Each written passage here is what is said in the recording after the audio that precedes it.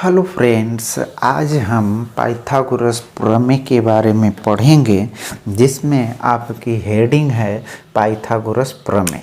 ठीक, अब पाइथागोरस प्रमेय होती क्या है? पाइथागोरस प्रमेय आपका है किसी समकोण त्रिभुज में कर्ण का वर्ग शेष दोनों भुजाओं के वर्गों के योग के बराबर होता है। ठीक, और इसकी दूसरी परिभाषा है किसी समकोण त्रिभुज में बड़ी भुजा का वर्ग शेष दोनों छोटी भुजाओं के वर्गों के योगफल के बराबर होता है। तो यह तो हो गई आपकी पाइथागोरस प्रमेय की परिभाषा। अब हम आते हैं समकोण त्रिभुज पर, और समकोण त्रिभुज आपका यह हो गया ए बी और क्या सी। इसमें इसका कोण भी कितने अंश का होगा? 90 अंश का। ठीक, तो 90 अंश के सामने की भुजा आपकी क्या कहलाएगी? कर्ण।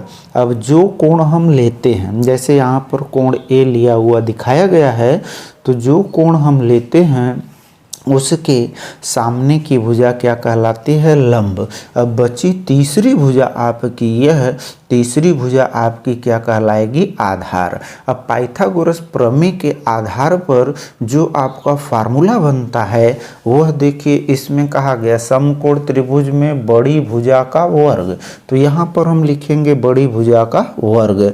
अब यह शेष दोनों छोटी भुजाओं के वर्गों के योगफल के बराबर होता है, तो यहाँ पर हम लिखेंगे बराबर ये शेष दोनों छोटी भुजा के वर्ग का क्या?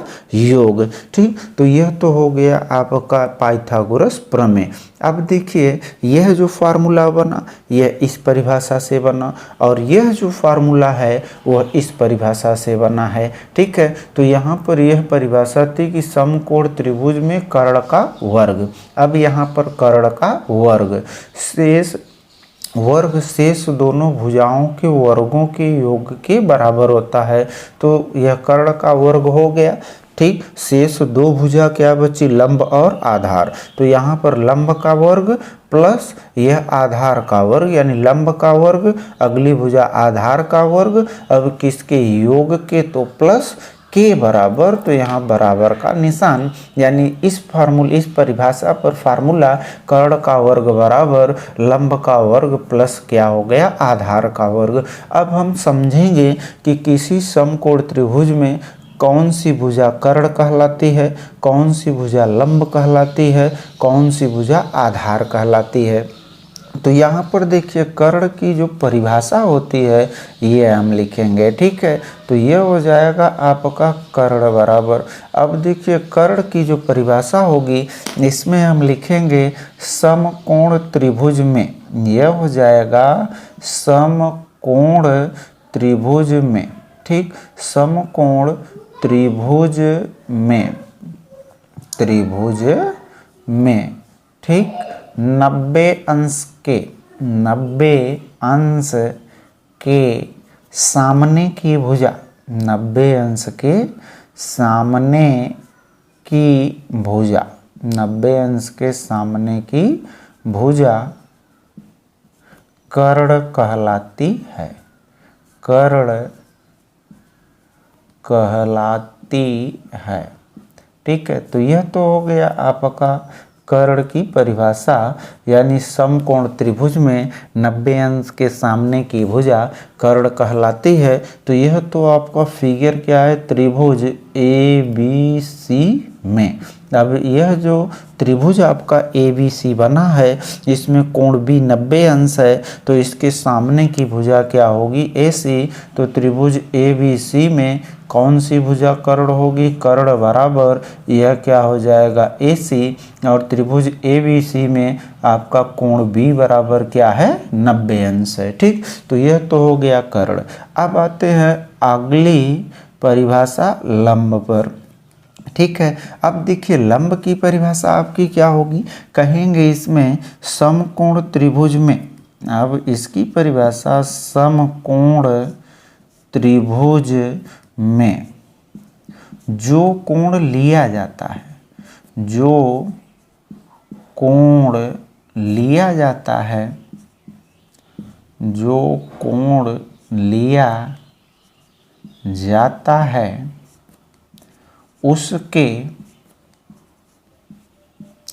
उसके सामने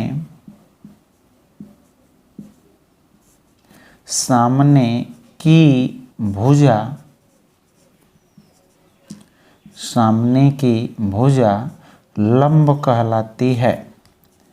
उसके सामने की भुजा लंब कहलाती है। अब हम फिर आते हैं अपने त्रिभुज ए बी और सी पर। तो यहाँ हम लिखेंगे त्रिभुज ए बी सी में। अब इस त्रिभुज में हमारा कोण बी बराबर क्या है, 90 अंश है। ठीक, अब इसमें कोण कौन सा लिया गया, ए, तो यह लिखेंगे लिया गया कोण। अब देखिए लिया गया कोण आपका क्या है, लिया गया कोण आपका है बराबर कोण ए। ठीक, यानी ए बी सी समकोण त्रिभुज, कोण बी बराबर 90 अंश, लिया गया कोण ए, तो इस लिए गए कोण ए के सामने की भुजा क्या हो गई, बी सी। तो यहाँ पर हम लिखेंगे लंब बराबर, अब देखिए लंब बराबर आपको क्या मिल जाएगा, बी सी। अब इसके बाद आते हैं तीसरा आपका क्या हो जाएगा, आधार। अब देखिए आधार आपका क्या होगा। ठीक, तो यहाँ पर आधार की परिभाषा में हम लिखेंगे कि समकोण त्रिभुज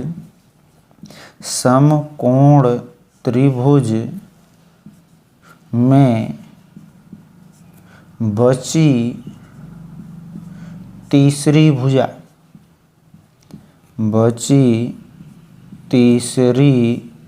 भुजा आधार कहलाती है। आधार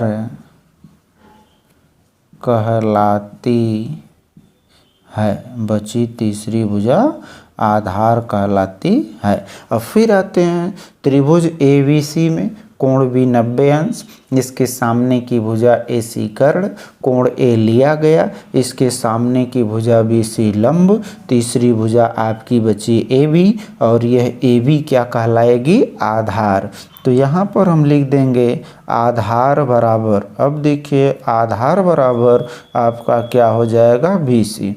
अब इसमें हम समझते हैं आपका किसी समकोण त्रिभुज में कर्ण यह हमेशा 90 अंश के सामने की भुजा होती है, यह कभी भी बदलता नहीं है। लेकिन लंब और आधार जो होता है यह आपस में हमेशा बदलता रहता है, यह लिए गए कोण पर निर्भर करता है। जैसे इसमें अगर हम कोण ए लिए हैं तो इसके सामने की भुजा बी सी लंब, बची तीसरी भुजा आधार हो गई। अगर हम कोण सी लेते हैं यहाँ पर, तो कोण सी के सामने की भुजा यह ए बी, यह लंब हो जाएगी, बची तीसरी भुजा यह बी सी क्या हो जाएगी, आधार हो जाएगी। यह हमेशा आपस में इंटरचेंज होता रहता है, यह लिए गए कोण पर निर्भर करता है। जैसे कोण फिर से समझेंगे, कोण ए लिया गया, इसके सामने की भुजा बी सी लंब हो गई, बची तीसरी भुजा आधार हो गई। कोण सी लिया गया, ठीक, इसके सामने की भुजा ए बी लंब हो गई, और यह भुजा बी सी क्या हो गई, आधार हो गई। ठीक, तो इस तरह से किसी समकोण त्रिभुज में हम लंब आधार कर्ण को समझेंगे। अब यहाँ पर हमारा फार्मूला है कर्ण का वर्ग बराबर लंब का वर्ग प्लस यह आधार का वर्ग। और फिर हम आते हैं त्रिभुज ए बी सी में, यहाँ पर त्रिभुज यह हो जाएगा ए बी सी में। ठीक, अब इसमें आपका कोण बी बराबर क्या है, 90 अंश है, और जब कोण बी बराबर यह 90 अंश है तो यहाँ पर कर्ण का स्क्वायर है। कर्ण कौन सी भुजा है, ए सी है, तो यहाँ पर हम लिख देंगे ए सी का स्क्वायर, यह बराबर हो जाएगा। अब इसके बाद लंब का स्क्वायर है, बी सी भुजा लंब है तो यह हो गया बी सी का स्क्वायर, प्लस यह आधार का स्क्वायर है, ए बी भुजा आधार है तो यह हो गया आपका ए बी का स्क्वायर। तो इस तरह से हमारा फार्मूला बना ए सी स्क्वायर बराबर यह B C square plus A B square. तो यह हो गया आपका पाइथागोरस प्रमेय। अब इसके बाद आते हैं अगले स्टेप पर, और अगला स्टेप आपका है पाइथागोरियन ट्रिक। यहाँ हेडिंग होगी आपकी पाइथागोरियन ट्रिक। ठीक है। अब आप पाइथागोरियन त्रिक के बारे में समझेंगे कि आपका पाइथागोरियन त्रिक होता क्या है, ठीक है। तो सबसे पहले हम इसकी परिभाषा को समझेंगे कि पाइथागोरियन त्रिक की परिभाषा क्या होती है। तो पाइथागोरियन त्रिक की परिभाषा होती है कि किसी समकोण त्रिभुज में, यह होगा किसी समकोण त्रिभुज में, ठीक है, किसी समकोण त्रिभुज में समकोण बनाने वाली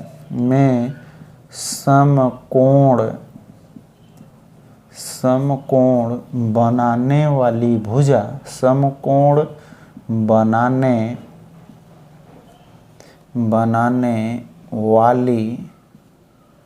बनाने वाली भुजा क्रमशः समकोण बनाने वाली भुजा क्रमशः 2n और n स्क्वायर -1 तथा कर्ण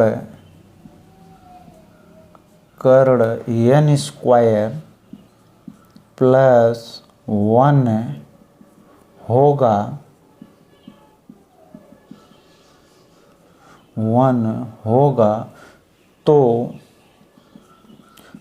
तो देखिए आप क्या लिख सकते हो, यहाँ पर लिख सकते हो आप 2n का होल स्क्वायर प्लस लिख सकते हो आप n स्क्वायर -1 का होल स्क्वायर, यह बराबर होगा आपका n स्क्वायर +1 का होल स्क्वायर, ठीक है। अब देखिए इस फार्मूले में जब हम n बराबर 1 लेंगे, ठीक, तो n की वैल्यू आप 1 रखिए, तो यहाँ पर n की वैल्यू 1 रखेंगे तो यह 2 गुणे होगा 1, ठीक है। अब यहाँ पर यह हो गया होल स्क्वायर प्लस यहाँ पर हम लिखेंगे n की वैल्यू कितना 1, और n की वैल्यू जब हम 1 रखेंगे तब देखिए हमें वैल्यू मिलती क्या है, ठीक है। हम n की वैल्यू 1 रख देंगे तो हमें वैल्यू क्या मिलेगी, यानी वैल्यू हम क्या रखेंगे यही देखेंगे। यहाँ पर n की वैल्यू हमेशा हम 1 से बड़ी रखेंगे, 1 से बड़ी वैल्यू आप यहाँ पर रखिए, ठीक है। n ग्रेटर देन 1, अब n ग्रेटर देन 1 रखते हैं, ठीक है। तो यहाँ पर n ग्रेटर देन 1 का मतलब हम 2 3 4 5 रखेंगे, ठीक है। तो अतः देखिए यहाँ हम लिख देंगे अतः देखिए हमें n बराबर कितना 2 3 4 इस क्रम में वैल्यू रखेंगे, तो हम n ग्रेटर देन 1 यानी यहाँ 2 रखेंगे। अब यहाँ पर 2 का स्क्वायर यह -1 कर देंगे होल स्क्वायर, यह बराबर यहाँ पर हम 2 का स्क्वायर प्लस यह क्या रख देंगे 1, यह हो जाएगा होल स्क्वायर। अब यहाँ पर आप देखिए 2 दूनी क्या होगा 4, यह मिल जाएगा 4 का स्क्वायर प्लस यहाँ पर 2 दूनी होगा 4, 4 माइनस क्या हो जाएगा 1, यहाँ पर क्या हो जाएगा स्क्वायर बराबर, अब यहाँ पर 2 का स्क्वायर 2 दूनी 4, यह हो जाएगा +1 का क्या होल स्क्वायर। अब यहाँ पर लिखेंगे हम 4 का स्क्वायर, यह प्लस, अब यहाँ हम देखिए 4 माइनस 1 कितना 3, 3 का स्क्वायर, ठीक है। यह हो गया 3 का स्क्वायर, यह होगा बराबर 4 में 1 जोड़ेंगे 5, यह हो गया 5 का स्क्वायर। यहाँ 4 का स्क्वायर कितना 16, यहाँ 3 का स्क्वायर कितना 9, यहाँ 5 का स्क्वायर कितना 25, 16 9 क्या होगा 25, यह बराबर क्या होगा 25। अब यहाँ पर देखिए दोनों पक्षों का मान आपस में क्या है बराबर है। अब यहाँ पर देखिए जब हम n का मान क्या रखे 2, तो हमें लास्ट में हल करने पर संख्या क्या मिली 4 का स्क्वायर 3 का स्क्वायर 5 का स्क्वायर, ठीक है। तो यह 3 4 और 5 यह कैसी संख्या हो जाएगी पाइथागोरियन त्रिक। तो यहाँ पर हम लिखेंगे पाइथागोरियन त्रिक, ठीक, यह बराबर हमें मिल जाएगा कितना 3, यहाँ से लिख देंगे 3, अगला लिख देंगे 4, अगला लिख देंगे क्या 5। ठीक, यह हो गया पहला पाइथागोरियन ट्रिक। अब हम दूसरा पाइथागोरियन ट्रिक लिखेंगे। यह हो जाएगा 6, यह हो जाएगा 8, यह हो जाएगा कितना 10। अब हम अगला पाइथागोरियन ट्रिक लिखेंगे। यह हो जाएगा 8, यह हो जाएगा 15 और यह हो जाएगा 17। अब हम अगला पाइथागोरियन ट्रिक लिखेंगे। यह हो जाएगा 10, अगला हो जाएगा 24 और अगला हो जाएगा 26। तो इस तरह से हम यह पाइथागोरियन ट्रिक का मान इस फार्मूले में हम n का मान 1 से बड़ी चाहे जो वैल्यू रखेंगे सब पर यह नियम आपका फॉलो होगा। अगर हमें संख्या देकर पाइथागोरियन ट्रिक की संख्याएं पूछता है तो हम इस फार्मूले में रख कर उसको संतुष्ट करा के हम पाइथागोरियन ट्रिक की वैल्यू निकाल सकते हैं। तो इस तरह से हम पाइथागोरस प्रमेय के बेसिक कंसेप्ट को समझे हैं। अब हम पाइथागोरस प्रमेय पर आधारित क्वेश्चन को हल करेंगे।